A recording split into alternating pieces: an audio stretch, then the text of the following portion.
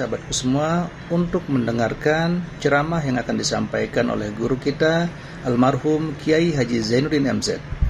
Seperti apa isi ceramah dari beliau? Mari kita simak bersama. Saudara-saudara, sekarang ini banyak orang bisa memberi contoh, tapi sedikit orang bisa menjadi contoh. Ngasih contoh mah gampang, jadi contoh susah. Karena beliau manusia. Laqad ja'akum rasulun min anfusikum. Kalau kambing disuruh nyontoh ayam, yang nyuruh nyontoh kagak punya pikiran. Ya, kagak level. Kambing mah nyontohnya kambing, kebo nyontohnya orang, nyontohnya orang. Makanya Nabi kita orang, bukan malaikat, bukan jin, bukan dewa, manusia. Kalau manusia disuruh nyontoh manusia, itu perintah masuk akal, predispositionnya sama. Kalau disuruh nyontoh malaikat mah ribet kan. Malaikat bagaimana nyontohnya? Dia mah tidur kagak, makan kagak, sama duit budak, sama perempuan kagak open, lah susah nyontohnya. Ya, Superman tuh biar hebat nggak bisa dicontoh Superman.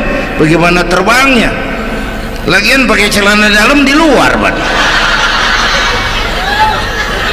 Nggak bisa dicontoh Superman mah. Nabi kita manusia utuh, cuman sungguh pun manusia, kualitasnya beda. Ini namanya basyarun la kal basyari. Manusia memang, tapi jangan samain, bobot bibitnya beda. Contoh, kita nih manusia, kita tidur. Nabi kita manusia, beliau tidur. Tidur Nabi, tidur mata doang, hatinya nggak pernah tidur. Tuh bedanya sama kita tuh. Tidur kita keblek, asal tidur habis-habisan. Lagi, kita manusia, kita keringetan. Nabi kita manusia, keringetan. Keringet Nabi harum wangi, bau minyak kasturi, zaman belum ada parfum. Keringet kita udah rasain aja masing-masing dah, jangan pakai dikebet udah.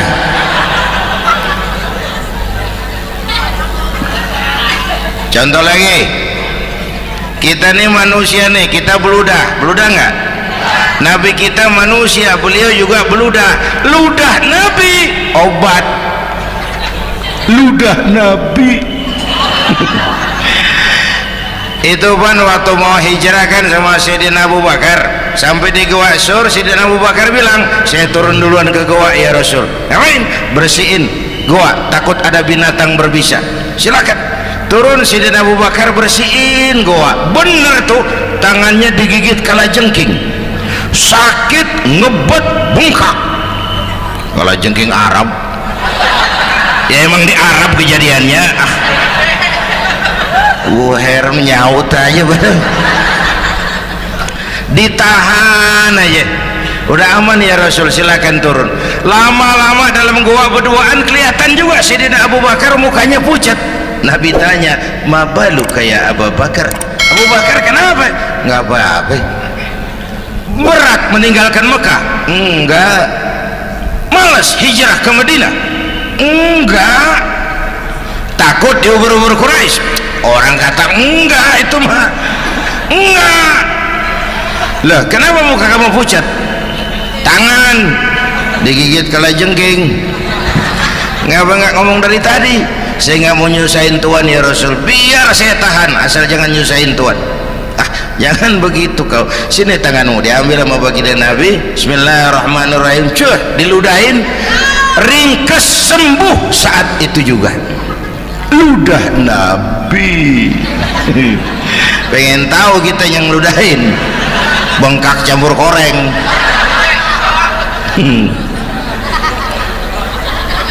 Satu tuh alasannya kenapa Nabi dijadikan contoh, karena manusia. Kalau manusia disuruh nyontoh manusia pasti bisa dong ya. Nah, yang kedua, karena tadi kata Bang Haji Omar, pribadinya itu pribadi yang multidimensi. Mau nyontoh apa? Pak, saya ini pengusaha Pak. Nabi umur 9 tahun udah ke Syria tuh dagang lintas negara Syam. Saya jenderal Pak, Nabi mimpin tentara di medan perang Mas. Saya mau balik Pak, Nabi dakwah Bung. Saya guru Pak, Nabi ngajar Mas. Innama bu'istu mu'alliman, aku diutus sebagai guru, guru umat, guru bangsa. Saya politisi Pak, Nabi diplomat ulung Bung. Saya presiden Pak, Nabi mimpin bangsa dan negara Mas. Saya kepala rumah tangga Pak, Nabi punya anak bini Bang. Ayo lempengan mana dulu cari ngomong. Malah Nabi Isa tuh nggak bisa jadi contoh bagaimana membina rumah tangga bahagia. Bagaimana membina rumah tangga bahagia menurut contoh Nabi Isa? Nggak ada Mas. Kenapa? Nabi Isa belum sempat kawin ya. Nabi Isa belum sempat kawin. Ada pengikut Nabi Isa menyangka nggak kawin ajaran Nabi Isa, pada ngikut lagi nggak kawin. Tuh pastor tuh mubazir, orang dikasih perabotan. Bang bener, saya kalau dalam Islam kiai kagak boleh kawin, saya pilih berhenti jadi kiai. Kalau kagak ada giro-giroan, botak rambut.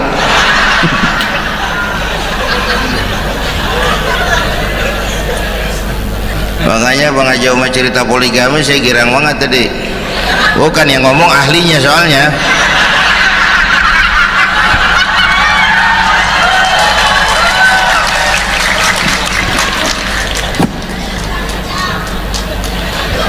Dadah gitu aja deh ya. Nah kata Imam Busair ini yang dahsyat, ka'annahu wa huwa fardun fi jalalatihi fi askarin hina talqahu wa fi hasham. Sepertinya kehebatan Rasulullah itu sama baik sendiri maupun di tengah tentara. Artinya begini, orang hebat banyak, tapi yang hebat di mana-mana susah nyarinya. Baginda Rasul ini lagi duduk hebat, lagi jalan hebat, ada di pasar hebat, lagi di masjid hebat, di medan perang hebat, di depan anak-anak hebat, di mata musuhnya hebat, di depan sahabatnya hebat, di mata istrinya hebat, di mana-mana hebat. Lah susah nyari orang begini Bang ya. Kita mah hebat juga setempat, di kantor hebat, sekantor orang diomelin di kantor, pulang ke rumah dikeplak sama bininya diem aja. Ini di depan bininya dia kagak hebat dia mah.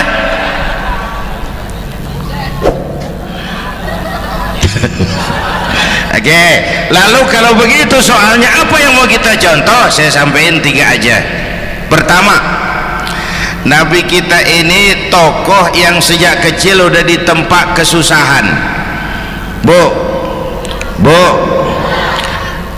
tadi kata Bang Haji, Islam mengangkat derajat kaum perempuan karena perempuan banyak melahirkan orang besar.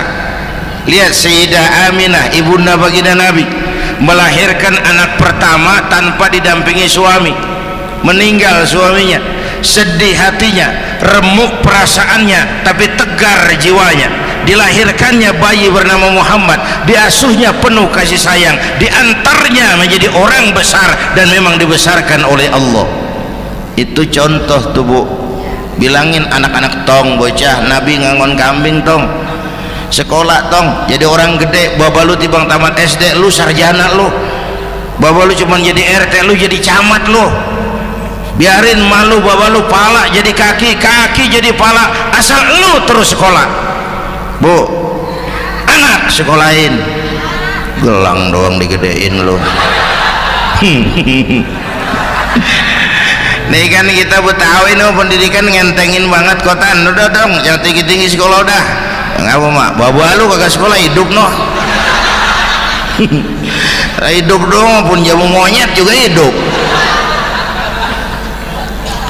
Bu, anak sekolahin.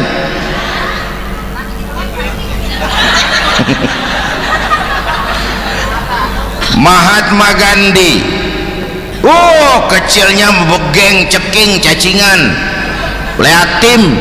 Emaknya tuh, Gandhi sekolah nak, Gandhi belajar nak, Gandhi jadi orang besar nak. Kalau perlu belajar ke Inggris, biar Inggris menjajah kita. Gak apa-apa kau sekolah ke Inggris, tapi jangan jadi Inggris nak. Jangan pacaran sama bule, jangan sentuh minuman keras. Gandhi jadi orang besar. Mahatma Gandhi tumbuh karena dorongan emak. Mak, orang yatim. James Watt, Kang Bandrek. Emaknya tuh yang dorong tuh jadi orang besar. Belum lagi perempuan yang jadi besar. Di Indonesia ada Kartini, di Jawa Tengah ada Dewi Sartika, di Jawa Barat Dewi Sartika, di Bengkulu ada Fatmawati Soekarno sang penjahit bendera merah putih, di Aceh muncul Laksamana Malahayati, disusul kemudian oleh Cut Nyadin, baru kemudian muncul Cut Koko, Cut Meme, Cut, ya udah tak cut lain dah.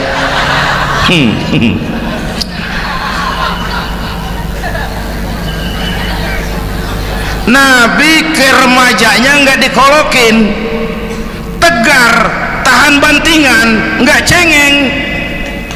Begini bang, kalau bahasa kita nih, bahasa Betawi nih, orang mah bang kalau udah biasa susah ketemu susah nggak kaget udah. Ya kita Betawi kan masuk sudah nukangin. Susah mulu. Saya santri nih biasa makan kangkung, datang ke rumah temen dikasih kangkung, makanan gue ini mat, dikasih daging ayam lah nambah, emang apa? Orang mah kalau biasa susah enak nggak kagetan. Saya santri biasa tidur di masjid, disuruh nginep di hotel lah pules nggak? Tapi yang biasa tidur di hotel suruh nginep di masjid encok. Makanya kemarin tuh waktu menteri-menteri baru dilantik tuh saya ngarepin tuh mudah-mudahan nih menteri ini begitu dilantik bacaannya nawaitu sauma ghodin. Lu pada niat puasa dulu dah, entaran. Puasa kan bukan kagak boleh, nunda doang, nunda puasa mah. Tempe boleh maghrib, tahu boleh maghrib, air kelapa boleh maghrib. Lu menteri pada mau naik mobil mewah boleh, ntar kalau ekonomi udah mendingan, rakyat udah pada legaan napasnya. Ya sebab apa? Itu duit buat mobil para menteri kan duit negara. Duit negara kan duit rakyat. Duit rakyat kan duit gue juga, itu ada di situ. Gue bayar pajak. Sayangnya kebanyakan pejabat kita asal dilantik aja bacaannya Allahumma lakasumtu, niat buka puasa. Orang buka puasa kan kemaruk apa jadi gares ya. Bu, jadi benar Islam mengangkat harkat, derajat, martabat kaum perempuan. Kata Bang Haji Umar tadi, dengar nggak tuh? Waktu Nabi ditanya, ya Rasul, siapa yang paling harus saya taati di dunia? Ibumu.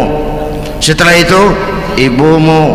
Setelah itu ibumu. Setelah itu bapakmu. Ibu 3 kali disebut, bapak coba pikirin, ibu 3, bapak 1 bapak. Ini bagaimana ngitungnya? Jadi kerok begini nih ngitung nih.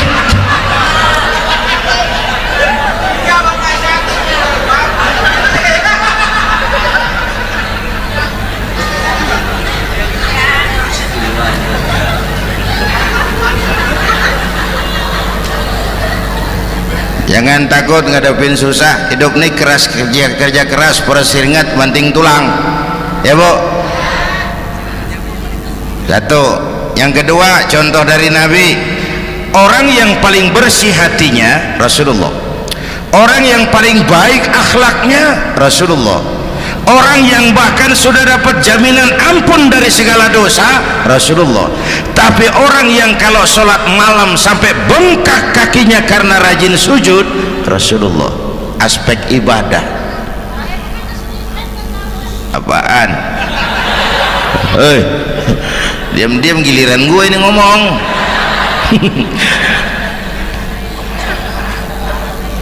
Lo ngomong lagi udah gue pulang. Canda neng. Udah gantian ya. Ya. Apaan urusan? Orang yang dosanya udah dapat jaminan ampun, kalau salat malam bengkak kakinya karena rajin sujud. Saya tahu di sini juga banyak yang kakinya bengkak.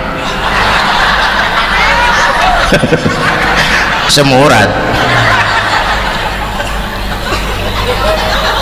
Oke. Kira-kira 3 minggu yang lalu saya menghadiri haul akbar Syekh Maulana Malik Ibrahim di Gresik, haul ke-609. Dari situ saya ke Surabaya ikut zikir sama keluarga besar Tarbiyatul Qulub. Waktu zikir saya terkejut, ada kalimat yang dibaca ratusan kali menyentak perasaan saya. Kalimatnya sederhana, kita hafal lagi, itu kalimat ana Abdullah. Dibaca ratusan kali, ana Abdullah, ana Abdullah, ana Abdullah, ana Abdullah. Buat saya itu menyentak karena memperteguh komitmen, saya hamba Allah, saya hamba Allah. Ah, itu mah Pak Zainuddin kan biasa, itu mah kita semua juga hamba Allah. Betul. Ayo kita bikin luar biasa. Saya mau tanya, Bapak Ibu hamba Allah apa bukan? 3 orang. Ibu hamba Allah apa bukan? Hamba Allah. Kata siapa? Nah, kata ibu sendiri. Kalau kata sendiri pan namanya pan ngaku. Ya, orang ngaku mah boleh dong, tiba ngaku namanya juga ngaku. Cuman diakuin apa enggak kita pan belum tahu. Ngaku mah murah, diakuin mahal. Ya, yang gampang dah. Ibu kenal sama Presiden SBY? Kenal. Presiden SBY kenal sama ibu? Lo ngaku, lo ngaku.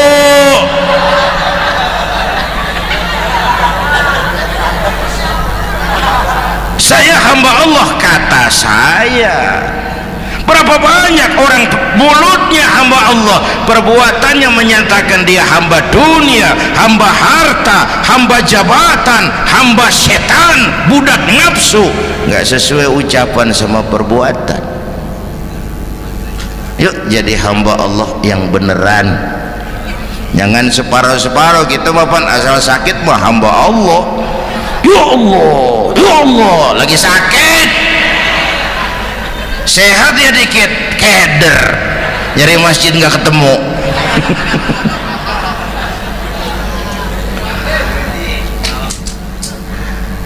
Apalagi kata Bang Haji tadi nih, kita nih kan zaman entertain nih. Orang pada pintar bikin bungkusan sekarang Bang. Ya, abad entertain, orang pada bangun pencitraan. Tadi itu kiai sama dukun tipis bedanya. Dukun pada pasang iklan sekarang, ketik reg. Waduh, sampean lahir hari Selasa, nggak cocok di air, ono di hutan sono. Larang udah dagang es jadi berhenti, nggak cocok di air.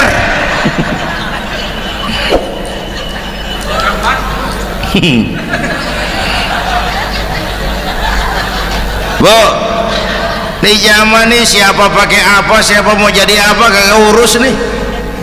Bapak Ibu hadirin yang saya hormati, dan masyarakat kita ini kayak daun kering. Tahu daun kering? Gampang dikumpulin, susah diikat, berisik, gampang dibakar. Tuh daun kering. Penyakitnya kutil, kurang teliti, cepat heran, gampang kagum. Cepat heran, gampang kagum. Dulu ada tuh satu hari tabrakan di jalan kenceng, buah, korban jatuh belepotan darah, dikerubungin orang banyak. Datang wartawan mengambil gambar dari dekat, susah, orang banyak bener ngerubung. Cari akal nih wartawan, tolong saya dikasih jalan ke dekat korban. Orang nengok semua, saudara siapa? Saya bapaknya korban, katanya. Dia ngaku bapaknya korban. Ya orang minggir semua, minggir, ini ada bapaknya korban. Orang minggir semua, dia maju ke depan korban. Sampai di depan korban, pucat mukanya tuh wartawan. Kenapa? Yang ketabrak anak monyet, Pak. Dia udah kedongan ngaku bapaknya korban.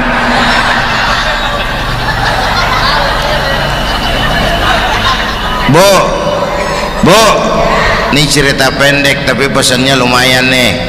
Kalau belum kenal bener mah jangan buru-buru ngakuin, ya. Dia kagak tahu yang ketabrak siapa, main ngakuin aja, saya bapaknya korban. Lu makan lu jadi bapak monyet sono lu. Makanya jagain kampung kita nih, jangan kemasukan yang aneh-aneh, ya. Nabi palsu, aliran aneh, ya ini bid'ah, itu bid'ah kuno yang kayak begitu. Capek kita ngurusin begitu, udah kelewatan, ya.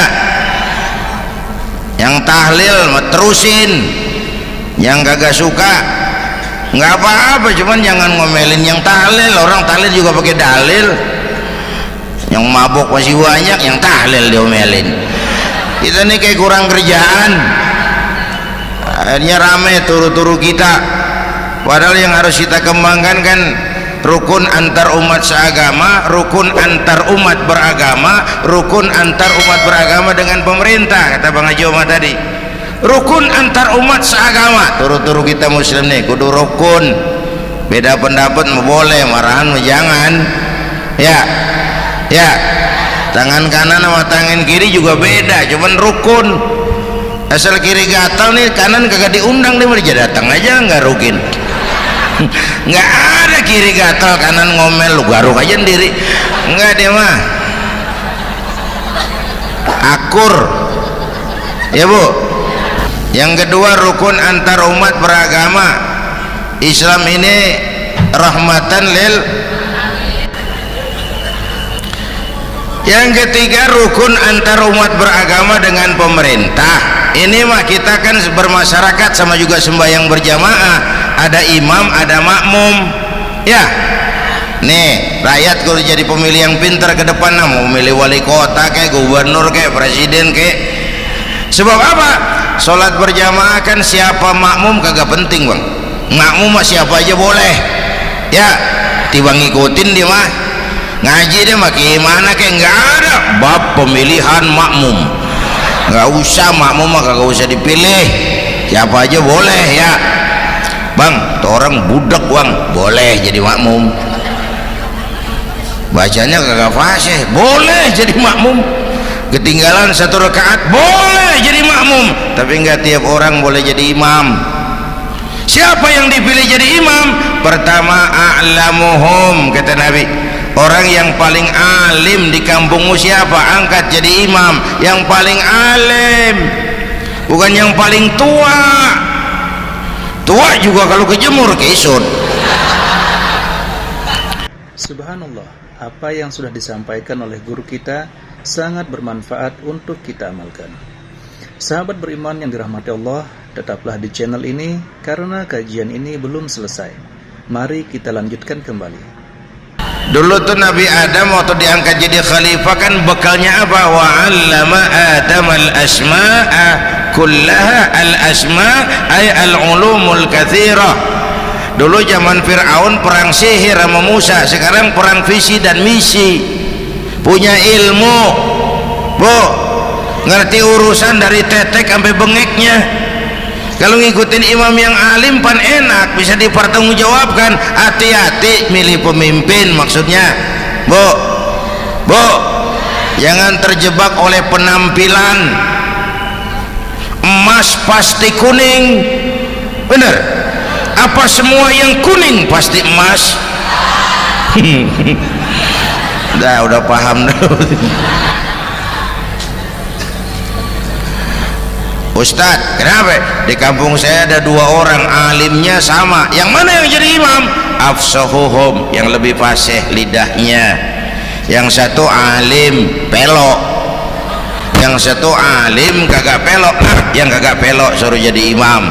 Kenapa? Nggak sah orang fasih bermakmum kepada imam pelok. Ustadz, imam pelok, makmum pelok semua. Sah. Namanya kampung pelok, biarin, susah diurusin udah itu. Apa sih artinya fasih? Yang enak deh, nyambung. Pegel kalau punya pemimpin kagak nyambung sama rakyat. Ya, rakyat mau yang ngidul dia ngalor, rakyat mau yang ngulon dia ngetan. Lah kan capek rakyat, kagak nyambung. Makanya kalau jadi imam pesan Nabi, idza amma ahadukumun nas falyukhaffif. Kalau kamu jadi imam, ringankan sholat kamu. Itu makmum nggak sama kekuatannya. Jangan panjang-panjang kalau jadi imam, kudu tahu keadaan makmum.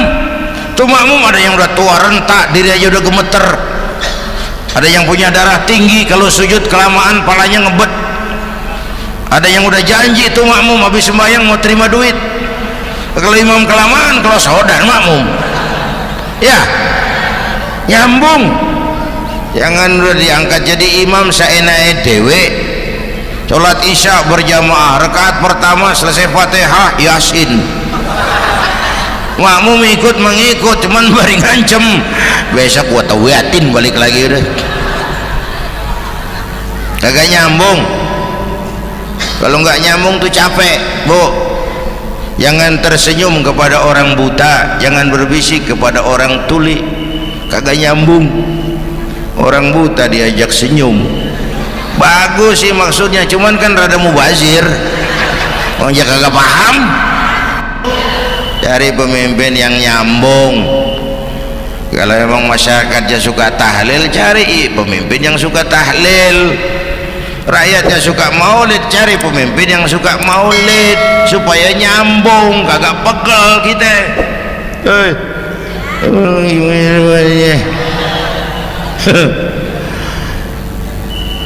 Bapak Ibu hadirin, saya balik urusan kita. Nyontoh Nabi ibadahnya luar biasa. Bu, kita ini perlu Allah.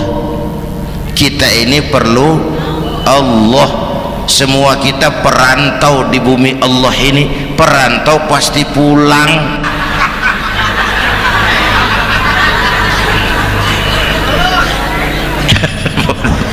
Bolot, bodoh kalau ada perantau, dia sadar dia perantau tapi nggak pernah mikirin pulang. Lebih bodoh lagi mikirin pulang tapi nggak nyiapin bekal. Yang tadi Bang Haji Omar udah bilang tuh, muda mati ya. Kadang-kadang engkongnya segar banget, cucunya mati ya. Perantau mah mesti pulang. Subhanallah, apa yang sudah disampaikan oleh guru kita sangat bermanfaat untuk kita amalkan. Sahabat beriman yang dirahmati Allah, tetaplah di channel ini. Jangan kemana-mana dulu karena kajian ini belum selesai. Mari kita lanjutkan kembali. Sini mah kita ngendon doang, ngendon taran. Mula-mula Bang, kita mah tinggalnya jauh di alam arwah. Dari sana pindah ke alam rahim, alam kandungan emak nih. Pernah tinggal di situ 9 bulan tuh. Ada yang 2 tahun, yang keluar udah kumisan, kelamaan ngetemnya itu.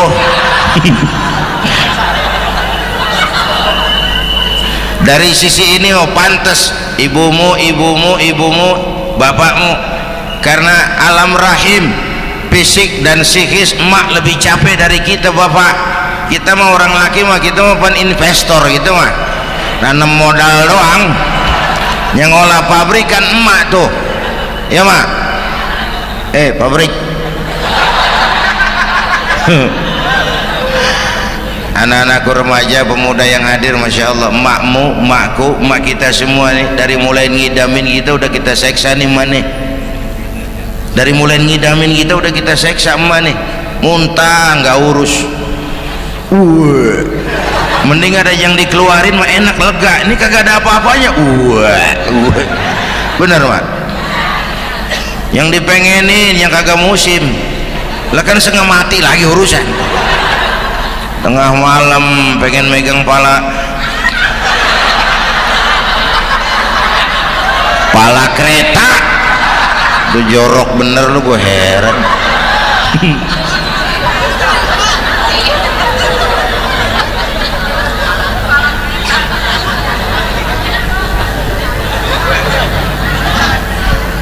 Bapak Ibu hadirin, yang ketiga terakhir, contoh dari baginda Nabi, modal utama perjuangannya adalah akhlak. Memperbaiki akhlak, pakai akhlak.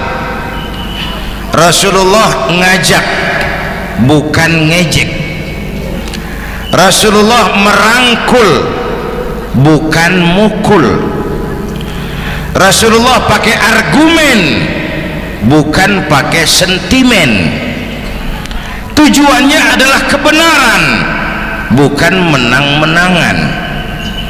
Prinsip dakwahnya basyiru wala tunafiru, yassiru wala tu'assiru.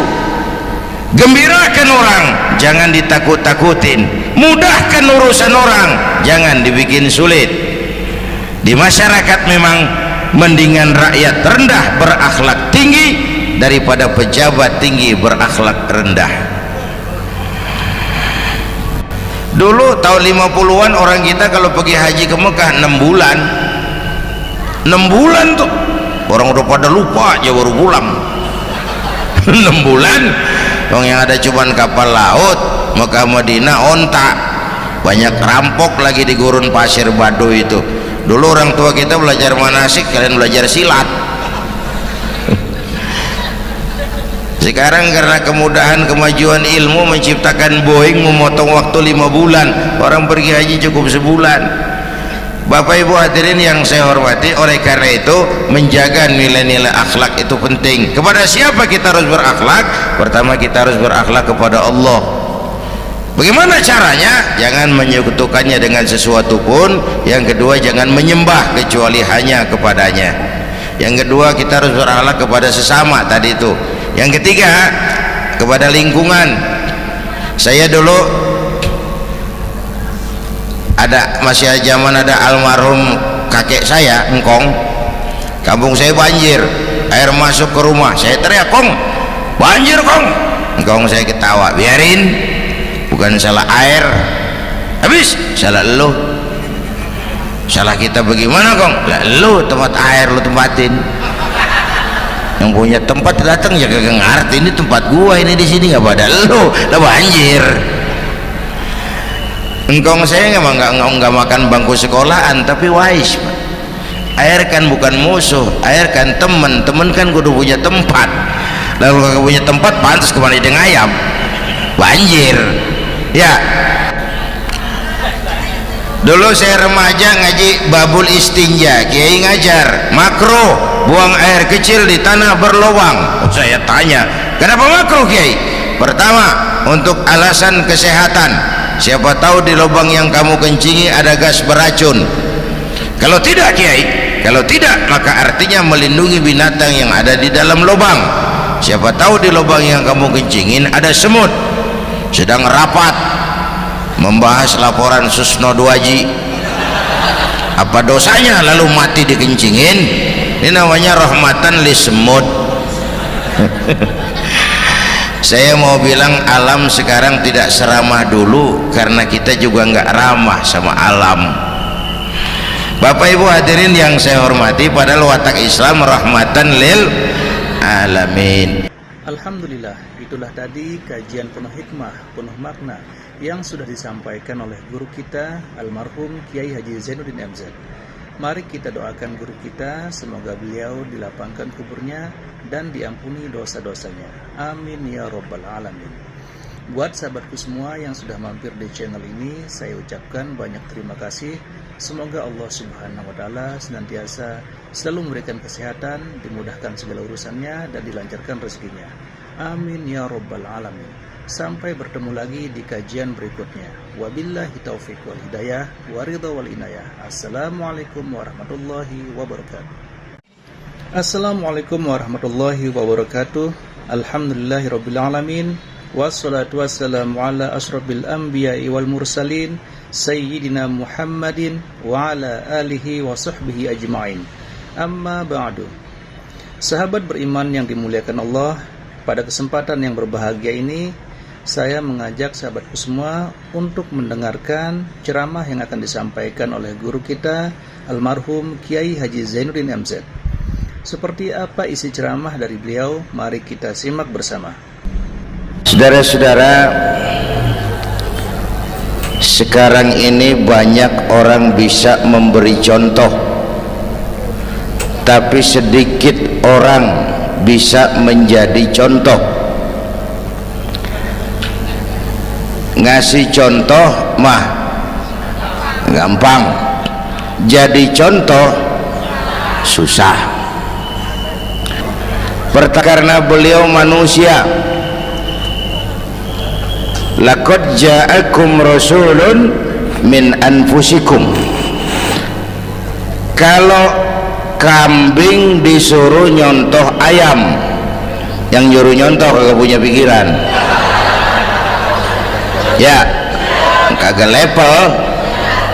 Kambing mah nyontohnya kambing, kebo nyontohnya orang, nyontohnya orang. Makanya Nabi kita orang, bukan malaikat, bukan jin, bukan dewa, manusia.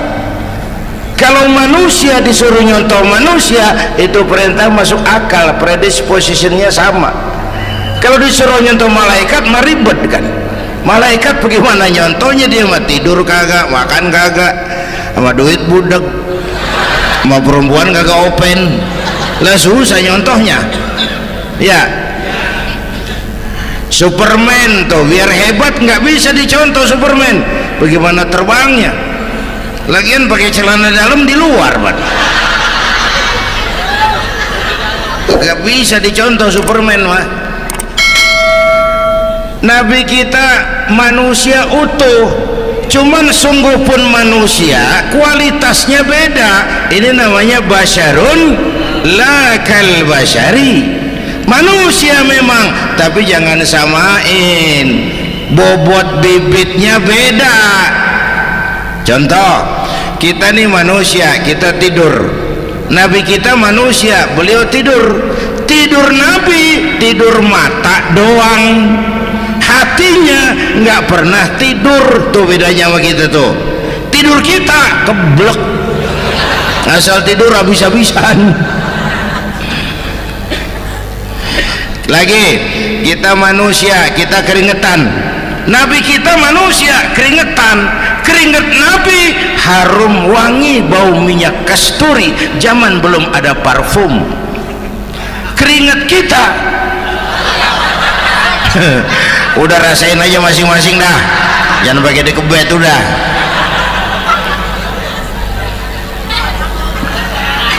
Contoh lagi, kita nih manusia nih, kita beludah nggak?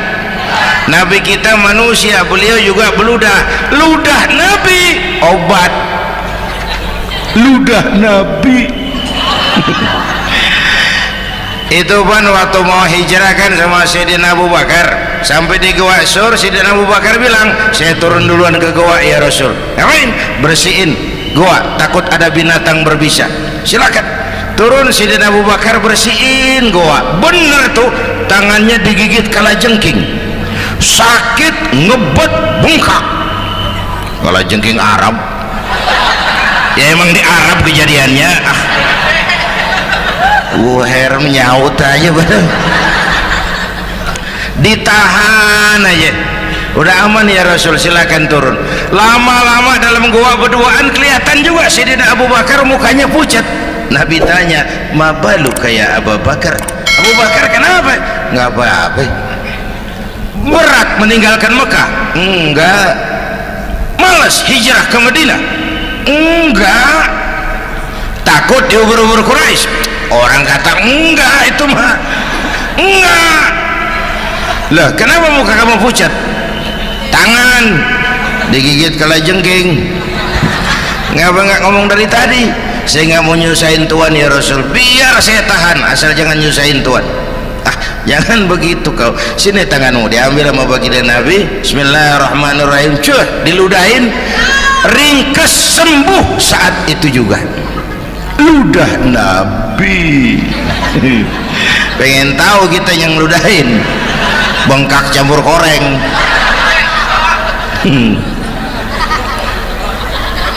Satu tuh alasannya kenapa Nabi dijadikan contoh, karena manusia. Kalau manusia disuruh nyontoh manusia pasti bisa dong ya. Yang kedua, karena tadi kata Bang Haji Umar, pribadinya itu pribadi yang multidimensi. Mau nyontoh apa? Pak, saya ini pengusaha Pak. Nabi umur 9 tahun udah ke Syria tuh dagang lintas negara Syam. Saya jenderal Pak, Nabi mimpin tentara di medan perang Mas. Saya mau balik Pak, Nabi dakwah Bung. Saya guru Pak, Nabi ngajar Mas. Innama bu'istu mu'alliman, aku diutus sebagai guru, guru umat, guru bangsa. Saya politisi Pak, Nabi diplomat ulung Bung. Saya presiden Pak, Nabi mimpin bangsa dan negara Mas. Saya kepala rumah tangga Pak, Nabi punya anak bini Bang. Ayo lempengan mana dulu cari ngomong. Malah Nabi Isa tuh nggak bisa jadi contoh bagaimana membina rumah tangga bahagia. Bagaimana membina rumah tangga bahagia menurut contoh Nabi Isa? Nggak ada Mas. Kenapa? Nabi Isa belum sempat kawin. Ya, Nabi Isa belum sempat kawin. Ada pengikut Nabi Isa menyangka nggak kawin ajaran Nabi Isa, pada ngikut lagi nggak kawin. Tuh pastor tuh mubazir, orang dikasih perabotan. Bang bener, saya kalau dalam Islam kiai kagak boleh kawin, saya pilih berhenti jadi kiai. Kalau kagak ada giro-giroan, botak rambut.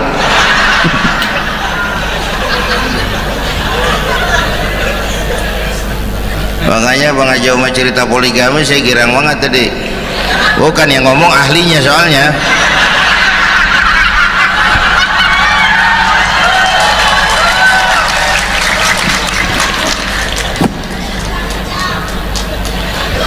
Dadah gitu aja deh ya. Nah kata Imam Busair ini yang dahsyat, ka'annahu wa huwa fardun fi jalalatihi fi askarin hina talqahu wa fi hasham. Sepertinya kehebatan Rasulullah itu sama baik sendiri maupun di tengah tentara. Artinya begini, orang hebat banyak, tapi yang hebat di mana-mana susah nyarinya. Baginda Rasul ini lagi duduk hebat, lagi jalan hebat, ada di pasar hebat, lagi di masjid hebat, di medan perang hebat, di depan anak-anak hebat, di mata musuhnya hebat, di depan sahabatnya hebat, di mata istrinya hebat, di mana-mana hebat. Lah susah nyari orang begini Bang ya. Kita mah hebat juga setempat, di kantor hebat, sekantor orang diomelin di kantor, pulang ke rumah dikeplak sama bininya diem aja. Ini di depan bininya dia kagak hebat dia mah.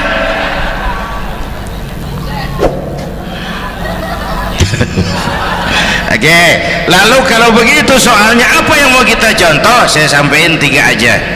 Pertama, Nabi kita ini tokoh yang sejak kecil udah ditempa kesusahan. Bu, Bu,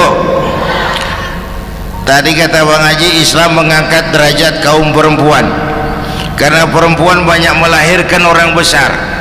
Lihat Sayyidah Aminah, ibunda baginda Nabi, melahirkan anak pertama tanpa didampingi suami.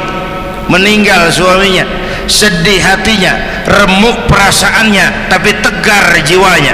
Dilahirkannya bayi bernama Muhammad, diasuhnya penuh kasih sayang, diantarnya menjadi orang besar dan memang dibesarkan oleh Allah. Itu contoh tuh Bu. Bilangin anak-anak tong, bocah Nabi ngangon kambing tong, sekolah tong, jadi orang gede. Baba lu tibang tamat SD, lu sarjana lu. Baba lu cuman jadi RT, lu jadi camat lu. Biarin malu, baba lu pala jadi kaki, kaki jadi pala, asal lu terus sekolah. Bu, anak sekolahin, gelang doang digedein lu. Nih kan kita Betawi no, pendidikan ngentengin banget kotaan. Udah dong, jangan tinggi-tinggi sekolah udah. Ngapa mak? Baba lu kagak sekolah, hidup no. Hidup dong, pun jamu monyet juga hidup. Bu, anak sekolahin.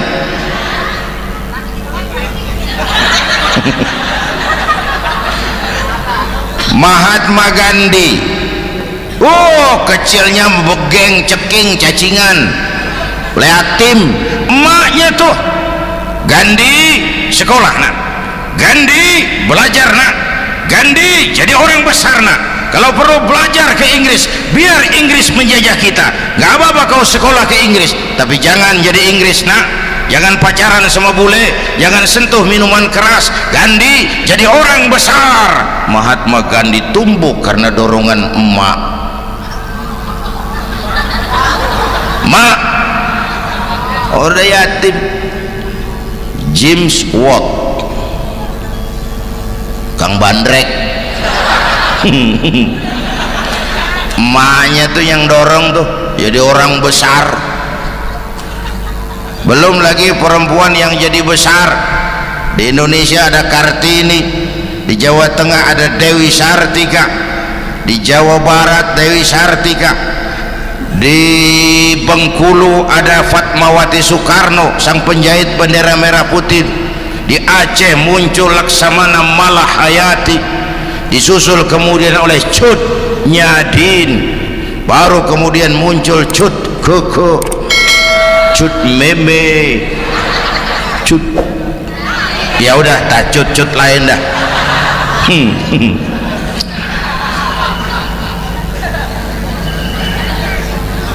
Nabi ke remajanya nggak dikolokin, tegar, tahan bantingan, nggak cengeng. Begini Bang, kalau bahasa kita nih, bahasa Betawi nih, orang mah Bang kalau udah biasa susah ketemu susah nggak kaget udah. Ya kita Betawi kan masuk sudah nukangin. Susah mulu. Saya santri nih, biasa makan kangkung, datang ke rumah temen dikasih kangkung, makanan gue ini mat, dikasih daging ayam lah nambah. Emang apa? Orang mah kalau biasa susah enak, nggak kagetan. Saya santri biasa tidur di masjid, disuruh nginep di hotel lah pules nggak? Tapi yang biasa tidur di hotel suruh nginep di masjid encok. Makanya kemarin tuh waktu menteri-menteri baru dilantik tuh saya ngarepin tuh, mudah-mudahan nih menteri ini begitu dilantik bacaannya nawaitu sauma ghadin. Lu pada niat puasa dulu dah, entaran. Puasa kan bukan kagak boleh, nunda doang, nunda puasa mah. Tempe boleh maghrib, tahu boleh maghrib, air kelapa boleh maghrib. Lu menteri pada mau naik mobil mewah boleh, ntar kalau ekonomi udah mendingan, rakyat udah pada legaan napasnya. Ya sebab apa? Itu duit buat para mobil para menteri kan duit negara. Duit negara kan duit rakyat. Duit rakyat kan duit gue juga, itu ada di situ. Gue bayar pajak. Sayangnya kebanyakan pejabat kita asal dilantik aja bacaannya Allahumma lakasumtu, niat buka puasa. Orang buka puasa kan kemaruk, apa jadi gares ya. Bu, jadi benar Islam mengangkat harkat, derajat, martabat kaum perempuan. Kata Bang Haji Umar tadi, dengar nggak tuh? Waktu Nabi ditanya, ya Rasul, siapa yang paling harus saya taati di dunia? Ibumu. Setelah itu ibumu. Setelah itu ibumu. Setelah itu bapakmu. Ibu 3 kali disebut, bapak. Coba pikirin, ibu 3, bapak 1 bapak. Ini bagaimana ngitungnya? Jadi kerok begini nih ngitung nih.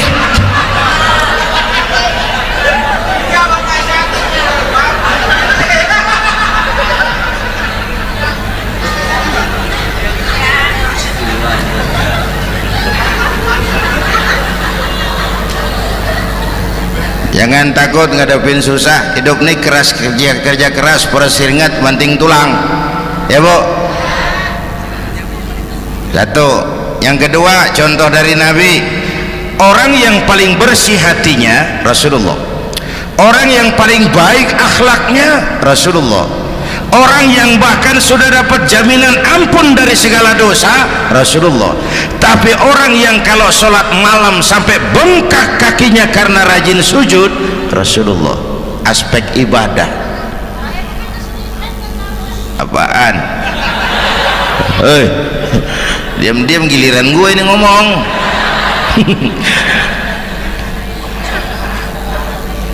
Lo ngomong lagi udah gue pulang. Canda neng. Udah gantian ya. Ya. Apaan urusan?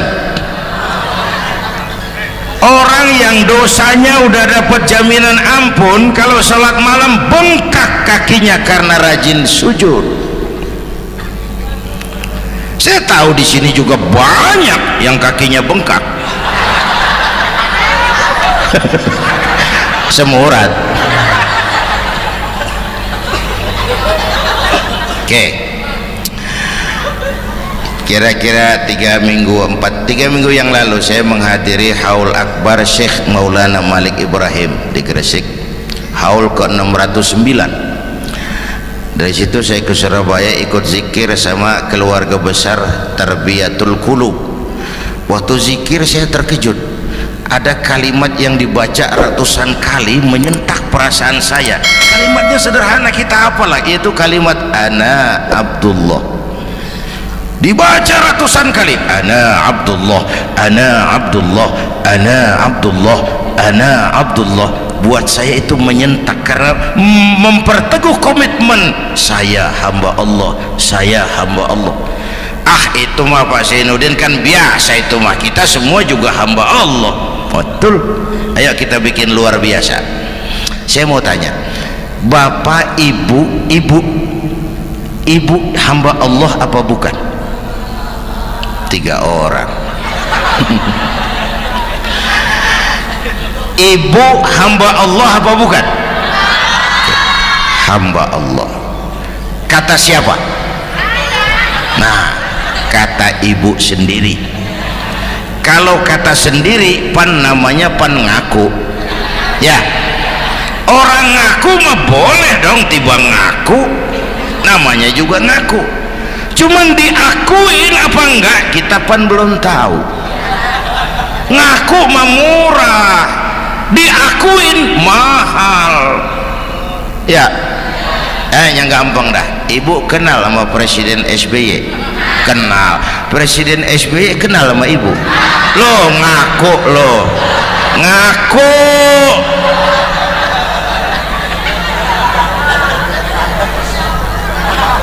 Saya hamba Allah, kata saya. Berapa banyak orang mulutnya hamba Allah, perbuatannya menyatakan dia hamba dunia, hamba harta, hamba jabatan, hamba setan, budak nafsu. Nggak sesuai ucapan sama perbuatan Yuk jadi hamba Allah yang beneran, jangan separuh-separuh. Kita bapak asal sakit mah hamba Allah. Ya Allah, ya Allah, lagi sakit, sehat ya dikit keder, nyari masjid nggak ketemu.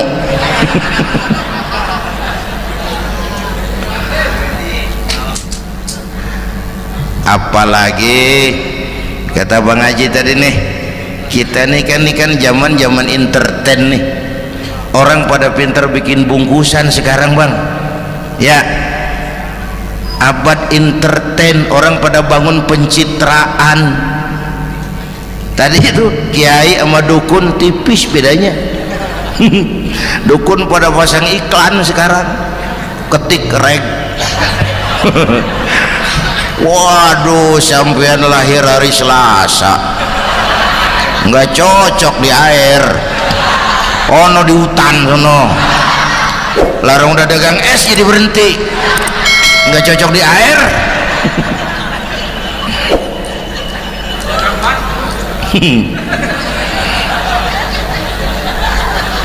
Bu, di zaman nih siapa pakai apa, siapa mau jadi apa kagak urus nih. Bapak Ibu hadirin yang saya hormati, dan masyarakat kita ini kayak daun kering. Tahu daun kering? Gampang dikumpulin, susah diikat, berisik, gampang dibakar. Tuh daun kering. Penyakitnya kutil, kurang teliti, cepat heran, gampang kagum. Cepat heran, gampang kagum. Dulu ada tuh satu hari tabrakan di jalan kenceng, buah, korban jatuh belepotan darah, dikerubungin orang banyak. Datang wartawan mengambil gambar dari dekat, susah, orang banyak bener ngerubung. Cari akal nih wartawan, tolong saya dikasih jalan ke dekat korban. Orang nengok semua, saudara siapa? Saya bapaknya korban katanya. Dia ngaku bapaknya korban. Ya orang minggir semua, minggir, ini ada bapaknya korban. Orang minggir semua, dia maju ke depan korban. Sampai di depan korban pucat mukanya tuh wartawan. Kenapa? Yang ketabrak anak monyet pak. Dia udah kedongan ngaku bapaknya korban.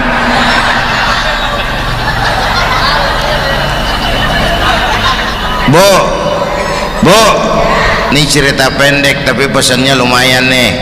Kalau belum kenal bener mah jangan buru-buru ngakuin ya. Dia kagak tahu yang ketabrak siapa, main ngakuin aja saya bapaknya korban. Lu makan lu jadi bapak monyet sono lu.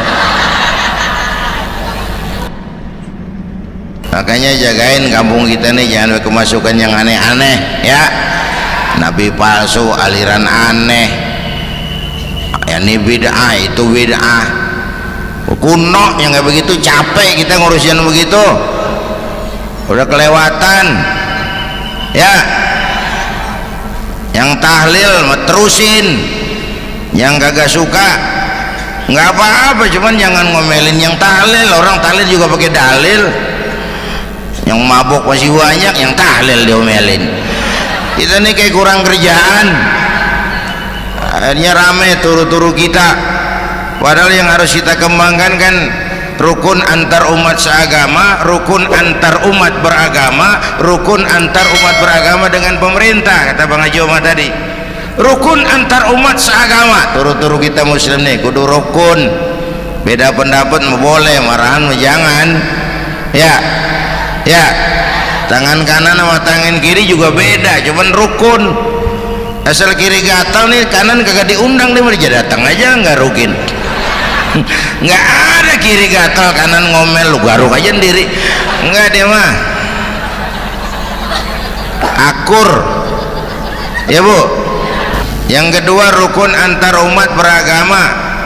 Islam ini rahmatan lil. Yang ketiga rukun antar umat beragama dengan pemerintah. Ini mah kita kan bermasyarakat sama juga sembahyang berjamaah, ada imam ada makmum ya.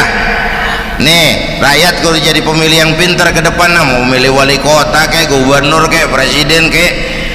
Sebab apa? Sholat berjamaah kan siapa makmum kagak penting bang. Makmum mah siapa aja boleh ya. tiba ngikutin dia mah ngaji dia mah gimana kayak nggak ada bab pemilihan makmum, nggak usah makmum mah kagak usah dipilih, siapa aja boleh ya bang, tuh orang budak bang boleh jadi makmum, bacanya kagak fasih boleh jadi makmum, ketinggalan satu rakaat boleh jadi makmum, tapi nggak tiap orang boleh jadi imam. Siapa yang dipilih jadi imam? Pertama a'lamuhum, kata Nabi, orang yang paling alim di kampungmu siapa? Angkat jadi imam. Yang paling alim, bukan yang paling tua. Tua juga kalau kejemur kisut. Subhanallah, apa yang sudah disampaikan oleh guru kita sangat bermanfaat untuk kita amalkan. Sahabat beriman yang dirahmati Allah, tetaplah di channel ini karena kajian ini belum selesai. Mari kita lanjutkan kembali. Dulu tuh Nabi Adam waktu diangkat jadi khalifah kan bekalnya apa? Wa 'allama Adam al-asma'a kullaha, al-asma' ay al-ulumul katsirah. Dulu zaman Fir'aun perang sihir sama Musa, sekarang perang visi dan misi. Punya ilmu, bu, ngerti urusan dari tetek sampai bengeknya. Kalau ngikutin imam yang alim pan enak, bisa dipertanggungjawabkan. Hati-hati milih pemimpin, maksudnya bu, jangan terjebak oleh penampilan. Emas pasti kuning, bener? Apa semua yang kuning pasti emas? udah paham. Ustadz, kenapa? Di kampung saya ada 2 orang alimnya sama. Yang mana yang jadi imam? Afsahuhum, yang lebih fasih lidahnya. Yang satu alim pelok, yang satu alim kagak pelok. Nah, yang kagak pelok suruh jadi imam. Kenapa? Nggak sah orang fasih bermakmum kepada imam pelok. Ustadz, imam pelok, makmum pelok semua. Sah. Namanya kampung pelok, biarin, susah diurusin udah itu. Apa sih artinya fasih? Yang enak deh, nyambung. Pegel kalau punya pemimpin kagak nyambung sama rakyat. Ya, rakyat mau yang ngidul dia ngalor, rakyat mau yang ngulon dia ngetan, lah kan capek rakyat, kagak nyambung. Makanya kalau jadi imam pesan Nabi, idza amma ahadukumun nas falyukhaffif. Kalau kamu jadi imam, ringankan sholat kamu. Itu makmum nggak sama kekuatannya. Jangan panjang-panjang kalau jadi imam, kudu tahu keadaan makmum. Tuh makmum ada yang udah tua rentak, diri aja udah gemeter. Ada yang punya darah tinggi, kalau sujud kelamaan palanya ngebet. Ada yang udah janji tuh makmum habis sembahyang mau terima duit. Kalau imam kelamaan, kalau saudara makmum. Ya, nyambung. Jangan udah diangkat jadi imam saenake dhewe.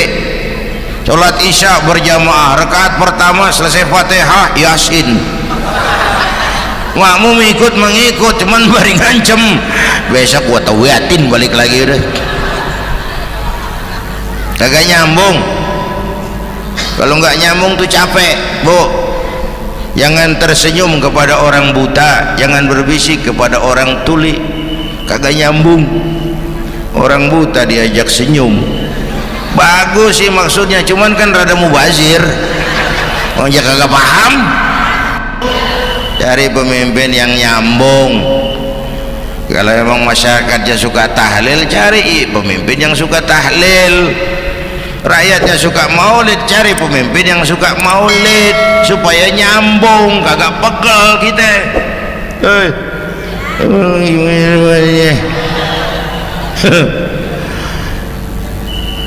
Bapak Ibu hadirin, saya balik urusan kita. Nyontoh Nabi ibadahnya luar biasa. Bu, kita ini perlu Allah.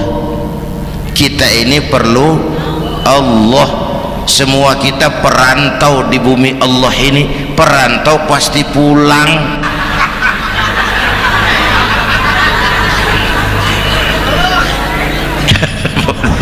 Bolot, bodoh kalau ada perantau, dia sadar dia perantau tapi nggak pernah mikirin pulang. Lebih lebih bodoh lagi mikirin pulang tapi nggak nyiapin bekal. Yang tadi Bang Haji Omar udah bilang tuh, muda mati ya. Kadang-kadang engkongnya segar banget, cucunya mati ya. Perantau mah mesti pulang. Subhanallah, apa yang sudah disampaikan oleh guru kita sangat bermanfaat untuk kita amalkan. Sahabat beriman yang dirahmati Allah, tetaplah di channel ini. Jangan kemana-mana dulu karena kajian ini belum selesai. Mari kita lanjutkan kembali. Sini mah kita ngendon doang, ngendon taran.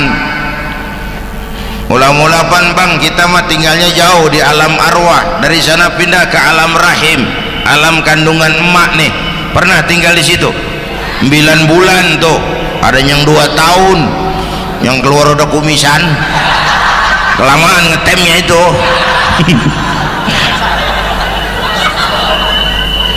Dari sisi ini oh pantes ibumu